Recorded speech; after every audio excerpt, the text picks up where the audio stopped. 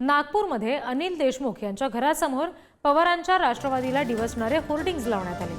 महाराष्ट्रानं ठरवला राष्ट्रवादीचा खरा वारसदार, तुतारीच्या नवनियुक्त 10 आमदारांचेही आता अजितदादा हेच वाली अशा आशयाचे हे होर्डिंग्ज आहेत, जे देशमुखांच्या अगदी घरासमोर लावले गेलेत आणि त्यांना डिवचण्याचा प्रयत्न करण्यात आलाय। आणि या संदर्भात आणखी तपशील देतील आमचे प्रतिनिधी जितेंद्र शिंगाडे।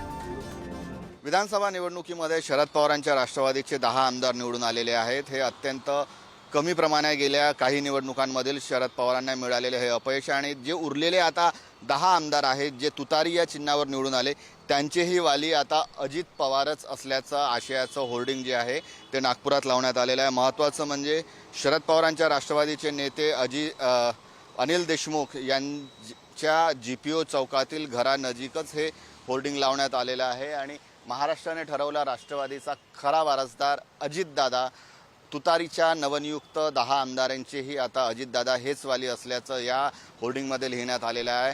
राष्ट्रवादीचे शहराध्यक्ष प्रशांत पवार आणि जिल्हाध्यक्ष शिवराज बाबा गुजर यांच्या वतीने होर्डिंग लावण्यात आलेलं आहे।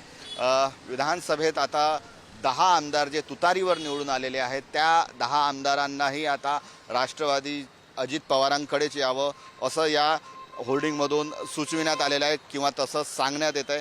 त्यामुळे हे 10 आमदार आता शरद पवारांसोबत राहतात की अजित पवारांसोबत जातात ते पाहणं महत्त्वाचं ठरणार आहे। मात्र त्यापूर्वी या प्रकारचे हे जे होर्डिंग आहे हे सर्वांचं लक्ष वेधून घेत आहेत। कॅमेरामॅन मंगेश हस्तकसह जितेंद्र शिंगाडे, पुढारी न्यूज, नागपूर।